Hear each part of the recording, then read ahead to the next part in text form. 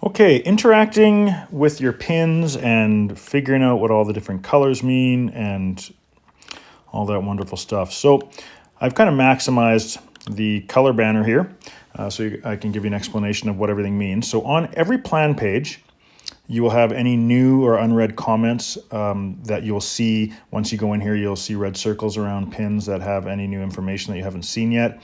The dark blue pins are pins that you've assigned to yourself or people have assigned to you.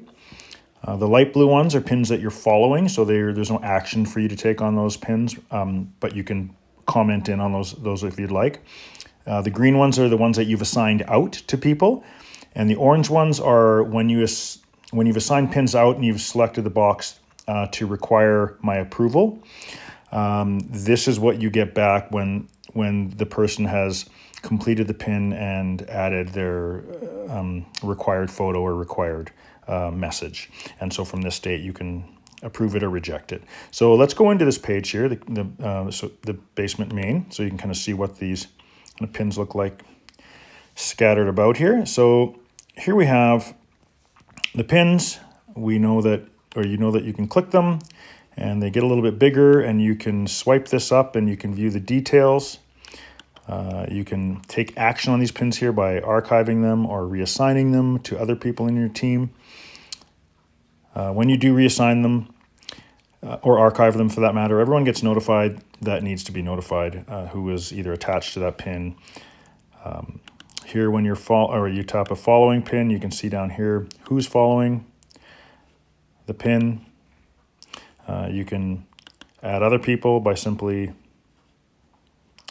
typing the @ key wherever I can see. Oh yeah, if you type the @ key, it brings you up a list of people if you want to @mention, and then notifications get automated and sent out when you do that.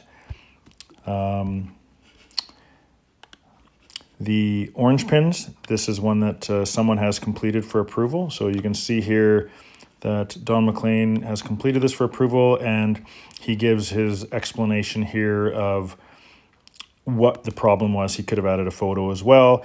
If that is good enough for me, then I can press approve. If it's not good enough for me, I could press reject. And if I do press reject, it requires me to enter a reason to give them more information about why I rejected it. So, and if I do approve it, it just goes to archives and will live there.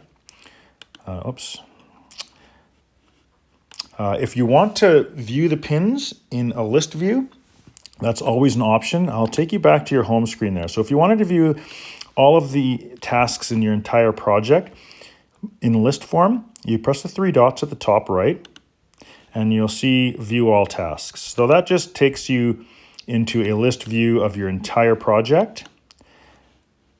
And then if you want to go back, you view all drawings.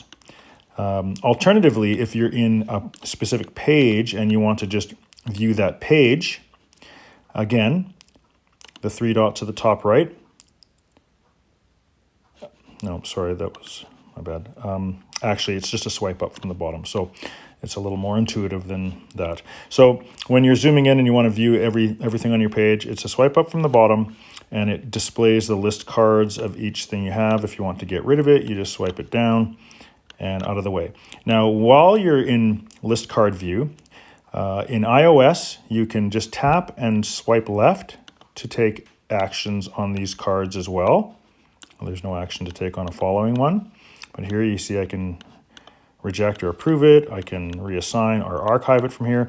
On an Android, there's a 3 dots on the top right here. And if you tap that 3 dots, it brings down those same options. So you can interact with your cards as well as interact with your pins on the map.